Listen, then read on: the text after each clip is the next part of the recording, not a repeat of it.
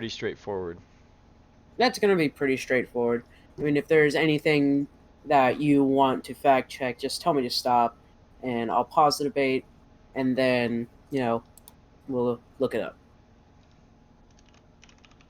I've already have a couple of things in my notes here.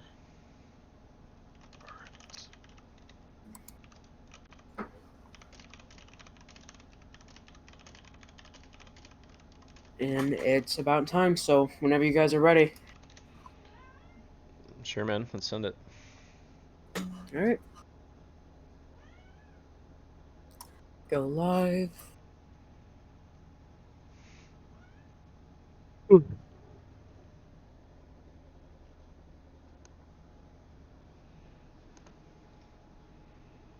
There's gonna be certain things where I fact check them heavily, and then other times I just don't bother because, yeah, there was a lot. There was a lot of statements made on both sides. Yeah. That's all right. We'll be live in 3, 2, 1. All right, we're up.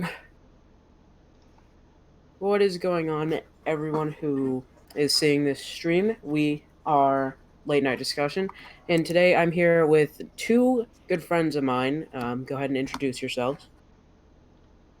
Just call me Chicken.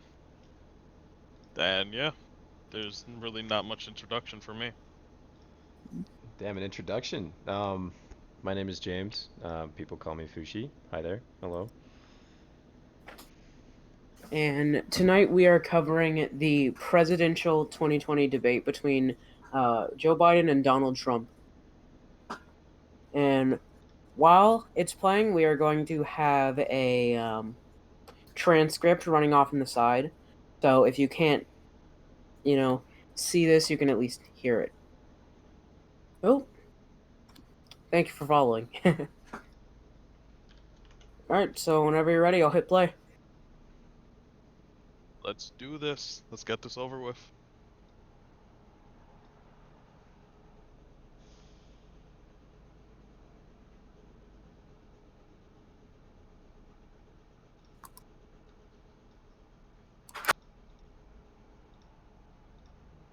First of the 2020 presidential debates between President Donald J. Trump and former Vice President Joe Biden.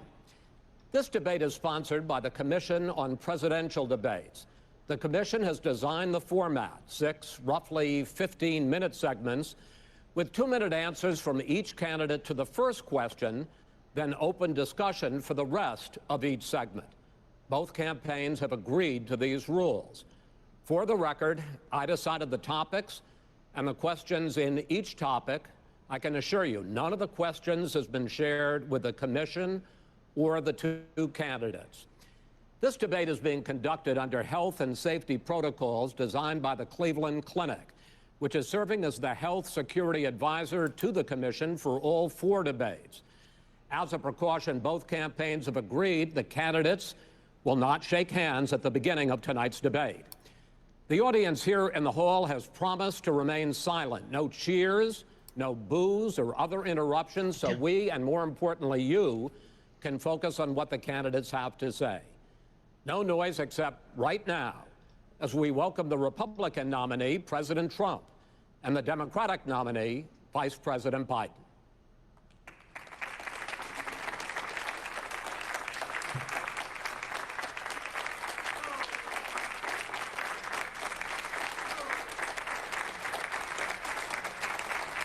How you doing, man? How are you? I'm well.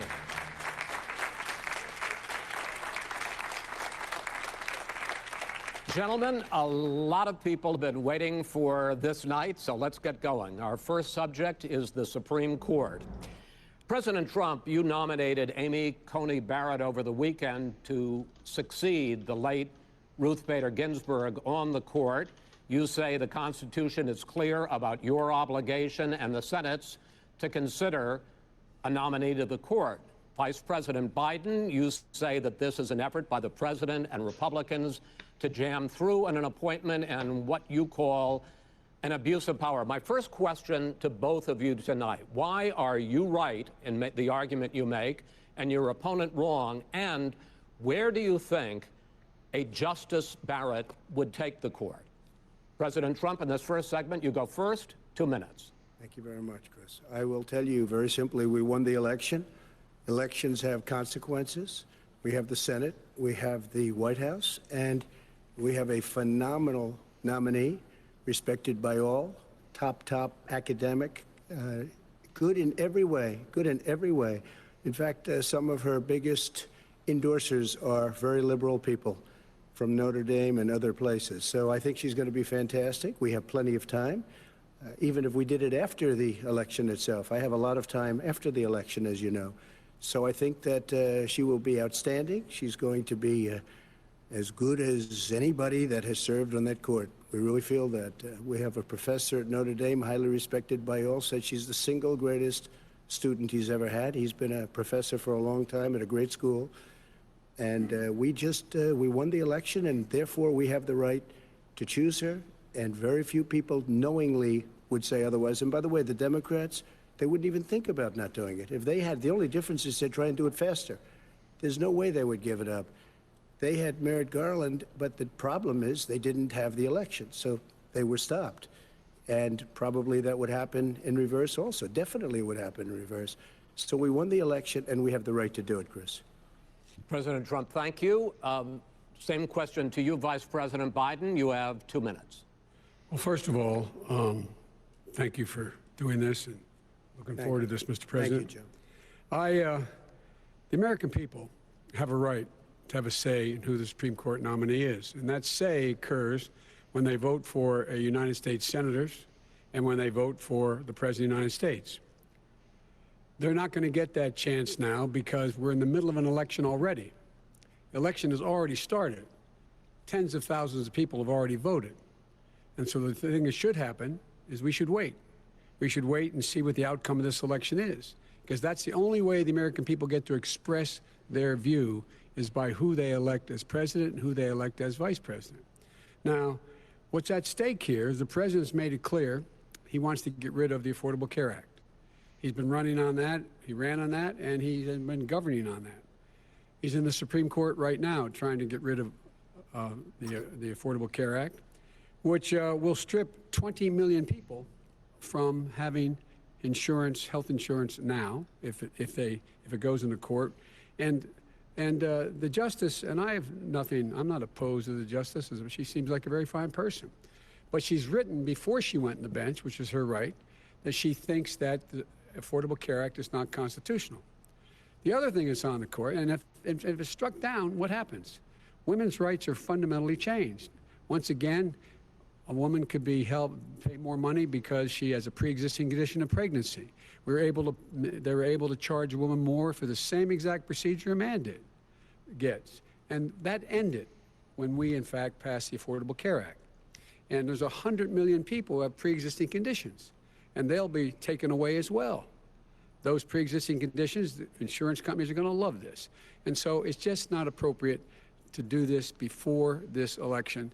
If he wins the election and the Senate is Democrat or Republican, then he goes forward. If not, we should wait until February. All right. There aren't 100 million people with pre-existing conditions. As far as the say is concerned, the people already had their say. Okay, Justice Ginsburg said very powerfully, very strongly, at some point, 10 years ago or so, she said a president and the Senate is elected for a period of time, but a president's elected for 4 years. We're not elected for 3 years. I'm not elected for 3 years. So we have the Senate, we have a president. He's elected to the next during election. that period of time, we have an opening. I'm not elected for 3 years. I'm elected for 4 years.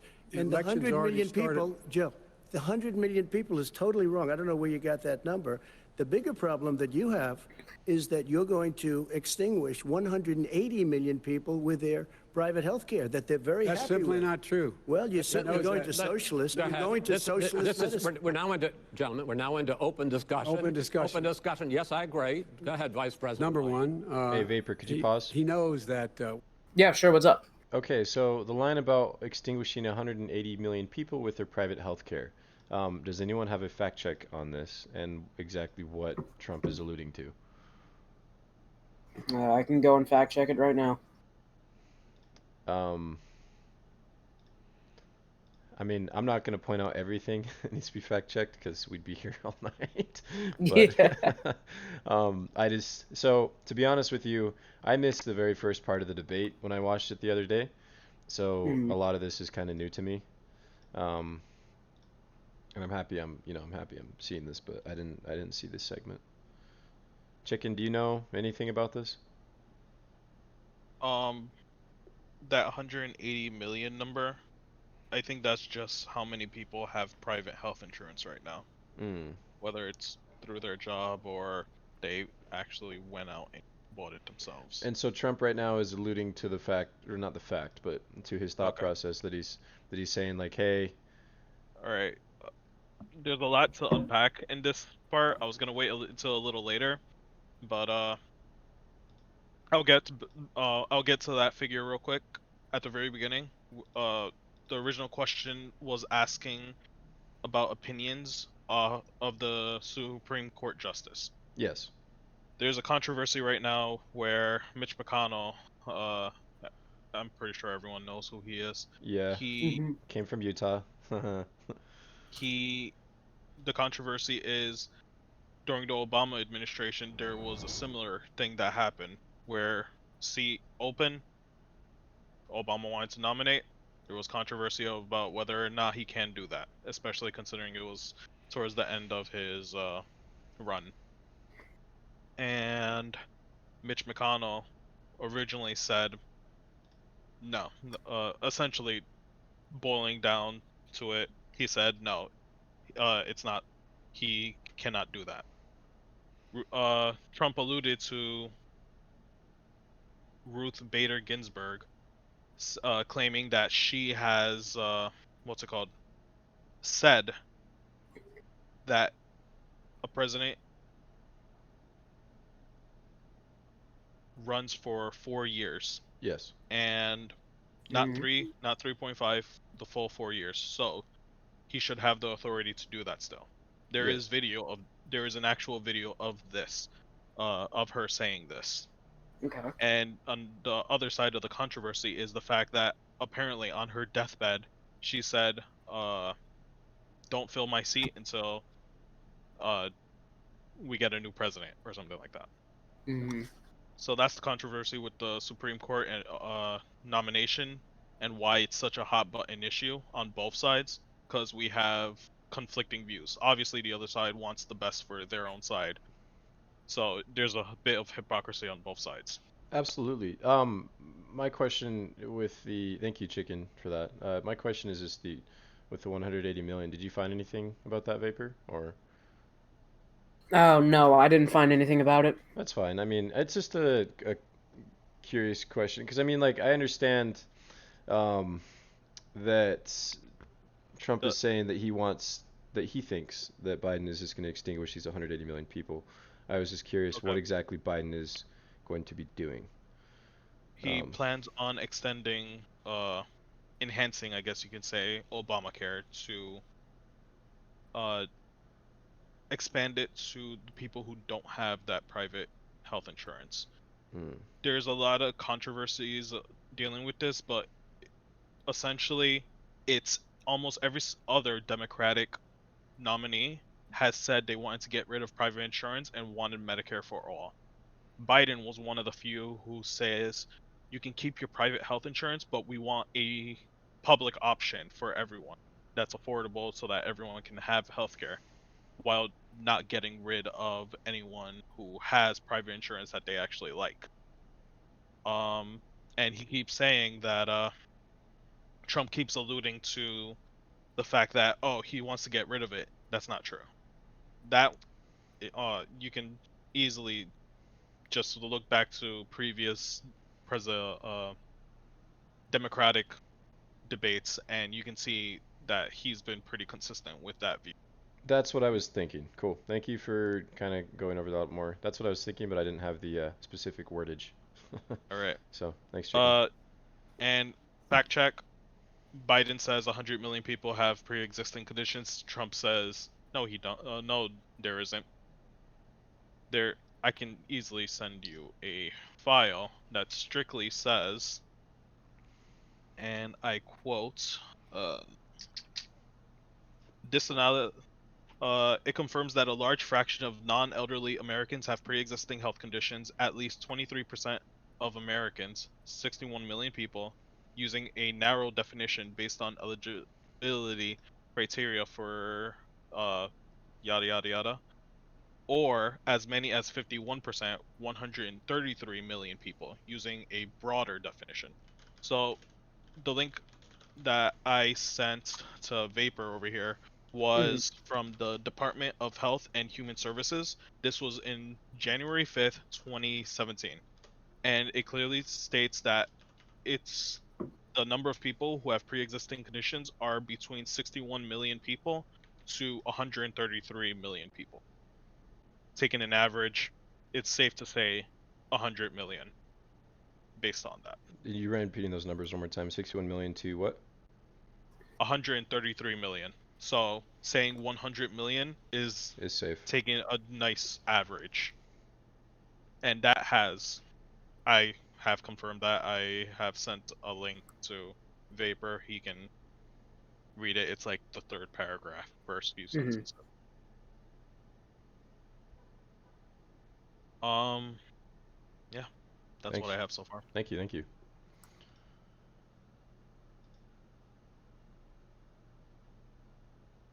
Anything else, or can I continue on with the debate?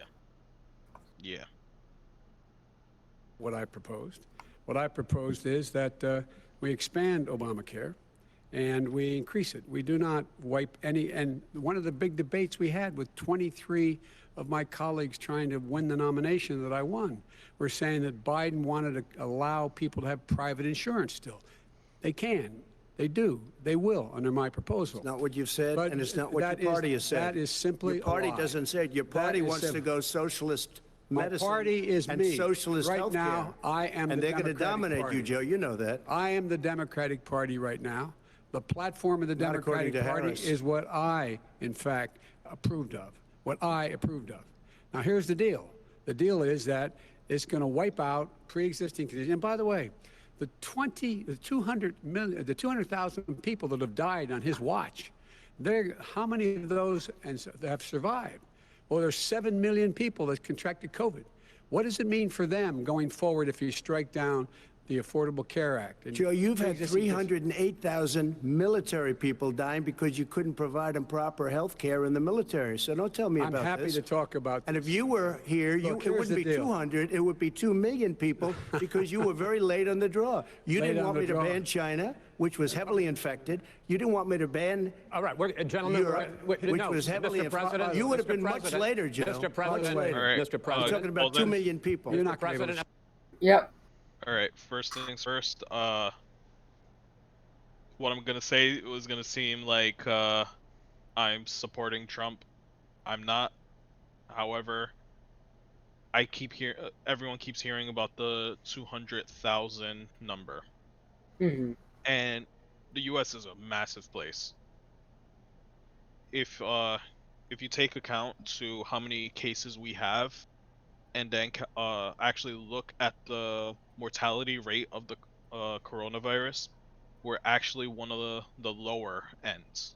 And of all this, 200,000 people dead, that is a tragedy. I am not saying, oh, those numbers are fine.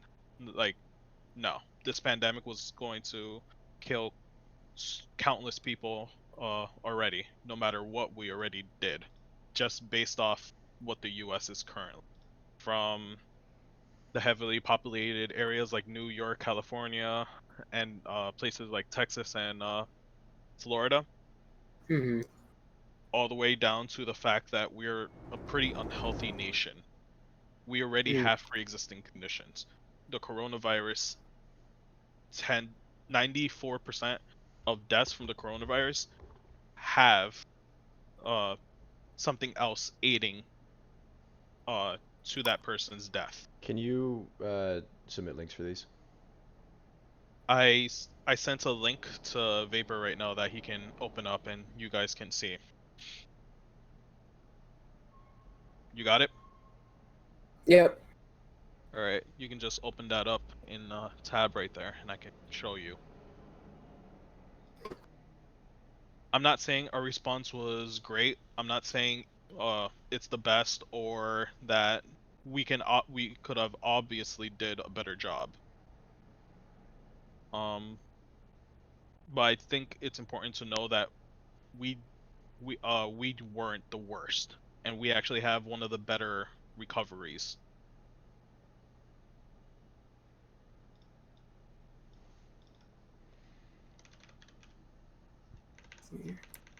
Oh.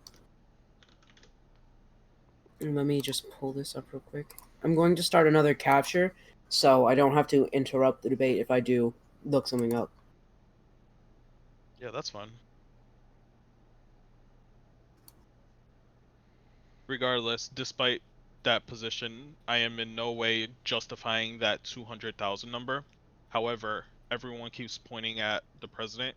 He does have something to do with that based off the responses that we have, but to attribute the entire thing based off this virus is disingenuous. I Mm. mean, No yeah, one not the was. entire thing, but I mean, like the fact that I mean, he's downplayed the virus. He said it didn't exist, right? We didn't close He our borders until 2 months into the pandemic, and he even just barely got out of the hospital and said it wasn't a big deal and didn't care to wear a mask. He took off his mask. Mm. I mean, he's a beacon. He's a beacon of the country, right? When people see America, they see his face, whether they want to or not, because he is the president of the United States. And the fact that he didn't believe in the virus for so long, I would say, would be a major contributor because people. I mean, there's a lot of people out there that are jingoistic in their Mm. affiliation with the president. Like they worship the guy. And when you have someone that is on he has the pulpit, you know, he's standing on the platform per se, not even literal like per se, it's quite literal. He has a lot of power in terms of his representation of what he does in the country, right? And I would say that a significant portion, we can never know, you know, why someone decides to not wear a mask unless they tell us. But I would say it's Mm. safe to bet that a significant portion of people, I mean, even his own rallies that he's held, right? He's held rallies and they even told people that like you can take your masks off. So Mm. I don't know. I mean, I'm not going to argue with you, Chicken, in the sense of like whether or not or like how much is of this is to be faulted on him. But I would say like there are actual numbers of cases, like how many of his own supporters have died. Some being quite notable, and memes came out and everything, you know, because it's like this virus is almost like a vindictive.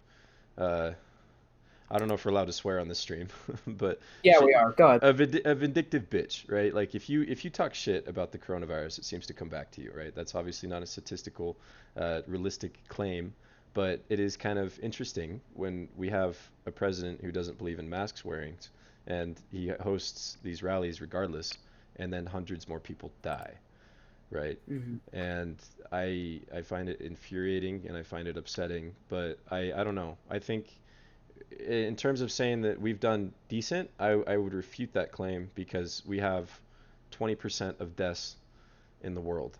I mean, we're a big country, but I mean, we can't fully. I don't know if Russia and China and India are being 100% realistic with their numbers, but we Mm. we hold a significant portion. And yeah, I know we don't have the healthiest people here, but I think we could have done more in terms of like I don't know. It's an open-ended issue, and it's something I'm willing to talk about.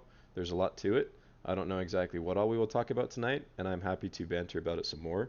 But I think it's for now. I'd have to say that I would say that Trump has a lot more to do with this, and that his handling of it and our country's handling of it was not anywhere near adequate, if at all. I mean, regardless of size of the country, it's like it's instead of it, we're Troy and we knew there was an ambush inside of that horse and we let it in anyways. And we continue to let it in, right? We continue to let all of these things barrage our beloved Troy and we blame it all on Paris, sure. but I don't know.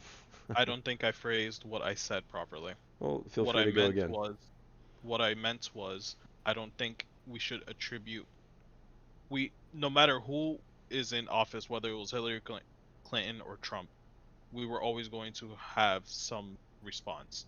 Absolutely. And yes, I completely agree with what you said about Trump, his rallies, his um how he feels about masks, how he doesn't wear them, and how he is supposed to be kind of like the role model. He's supposed to be the leader for all of us and to show an example to all of us. That I am he can he gets all credit for that.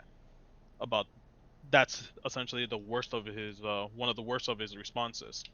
However, you also have to remember that when he did start closing borders, there were so many other people who were claiming that he was being racist, xenophobic, apparently. And this was coming from so many news sources that it got to the point where we essentially downplayed the media downplayed the virus at the very beginning. Mhm. And the fact that we also had people who started saying like it's not a big deal, go to Chinatown, hug a Chinese person or something along those lines. I'm not claiming I'm not trying to say Chinese people are the to blame and all this other things, but Mhm. it's the fact that they downplayed um his essential essentially his response to that. That's just one example of how he does.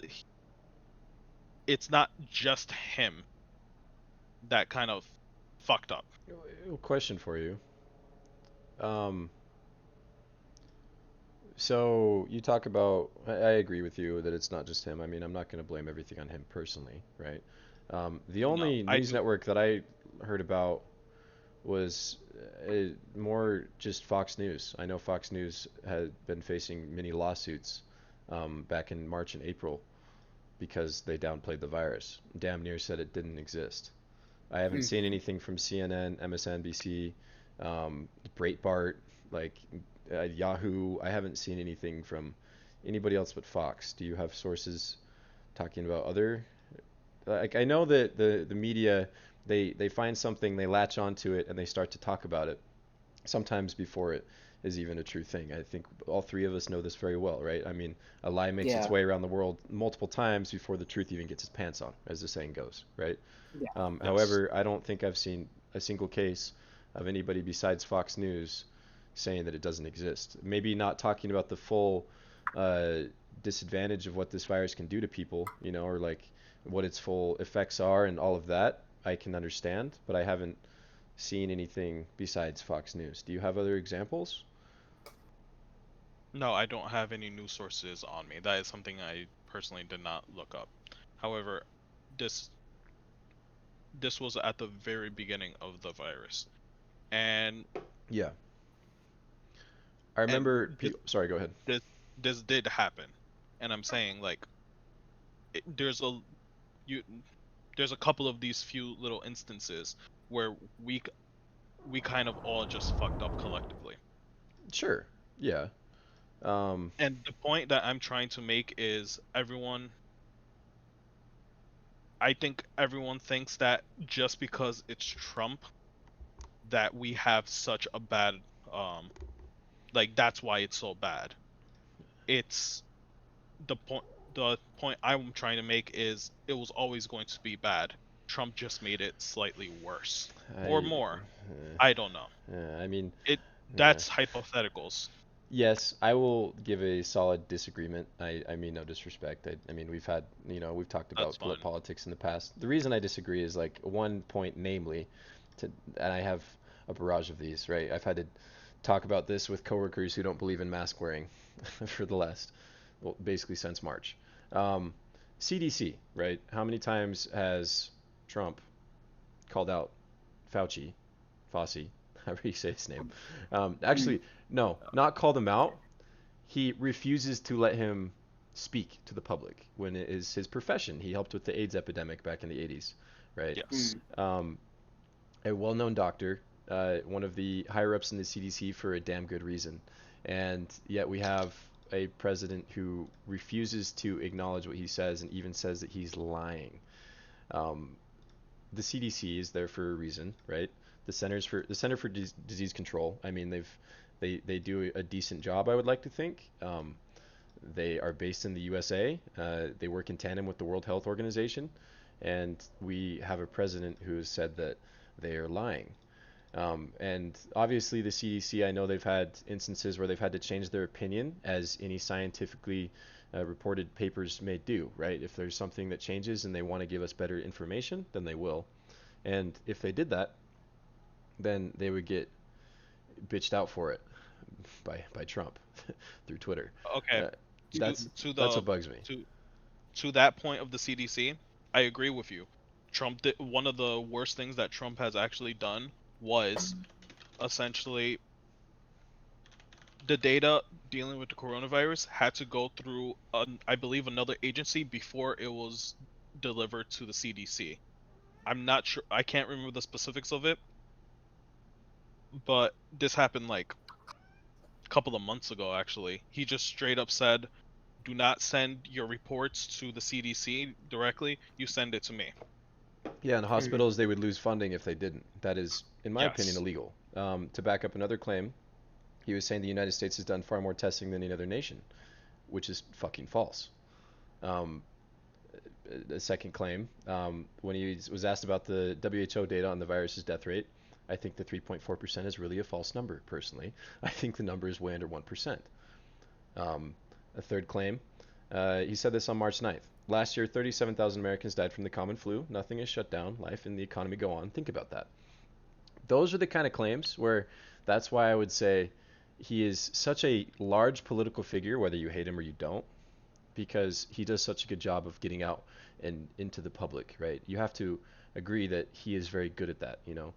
And it's, I have other claims as well, you know, I don't know how in depth we want to go with this, but I don't know. I think he is a very, very large reason. I was kind of initially like when we first started this chat today, I forgot about all of this, and now I'm going back through my notes and I'm seeing like, holy shit, like this motherfucker has done so many things just this year, in terms of since March with the coronavirus, or sorry, the lack of things that he has done. If he is doing something, it's typically negative. I don't understand the reasoning behind that. I agree with you. We could do this a lot better. I think what we need is more critical thinking, and not just letting whatever's siphoned into our mouths, just not just sucking the teat of information per se. I think we need to think about these things ourselves. But what I would say is I really would think that yeah, we on one hand we do need to be better people ourselves and just wear a goddamn mask. But it's hard to do that if you're not a person that typically thinks for themselves when you live the day to day. I mean, people are busy, right? I'm 22 years old. I'm busy. Um, I don't use that as an excuse to not feed myself with information about lots of different topics because that's something I'm interested in. But what about the person that does not have the time or doesn't really care to take the time? And whatever they see is what they believe, right? And who is it that is presenting that information to them? Well, none other than our president, right? He wants to take the spotlight, and he doesn't allow other people to criticize him. He will walk out if people criticize him. I mean, that we've seen this multiple times. If a reporter asks him about the coronavirus, like, "Hey, why are so many people dying, and why are we not doing anything about it? Why are states reopening when we still have such a crazy coronavirus pandemic?" And you still have people out there that are, I don't know. I mean, if we had to put this statistically, I would say I'd blame a solid 80% of the coronavirus failures on him, because he had the attention of the nation and he failed us repeatedly.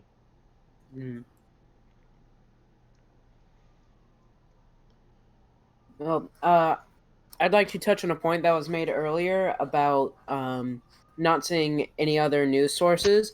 I looked it up, and this isn't like a major news source or anything, but foreignpolicynews.org back in July was talking about how COVID-19 doesn't exist and how it's a global elitist campaign of terror against the masses. which that title is just insane, and it's .org, so it's an organization putting this out. I've never heard of this site before. I'm actually looking at it right now. Never heard of this either. Then someone back in March from Goop, Gwyneth Paltrow's Goop, said Ew. COVID-19 didn't exist either. And I'm not okay. In response to your, he doesn't take all the blame, but to you he takes a solid 80%. Yeah. In my mind, the coronavirus itself is already 40% on my mind. It's already going to be like fucking devastating to people regardless of who's in charge. And from the 60%, I give him a solid 40%, 30 to 40%. All right. 20% is the cloud of I guess the cloud of uncertainty, I believe it's called, where we can like make all these like judgments like and judge our previous actions before because we now have the information. But before we didn't have this information. So I blame a good like 20% of it on that alone. The fact that we don't know what we were dealing with at all. We didn't know what how devastating this virus was going to be, how to even treat it. That's the point I'm trying to make. Fair. Also, Vapor, I hope I wasn't coming off as like Fox is the only one. I was thinking like in terms of, and I guess this does roast the foreign policy site because I've never heard of them before. I'm thinking like mainstream websites that are U.S. based. I think foreign policy, I'm not familiar with where they're from. But like, yeah, and I was more in reference to the news publications that have the most significant percentage of watchers in the U.S. Yeah, I get it. And so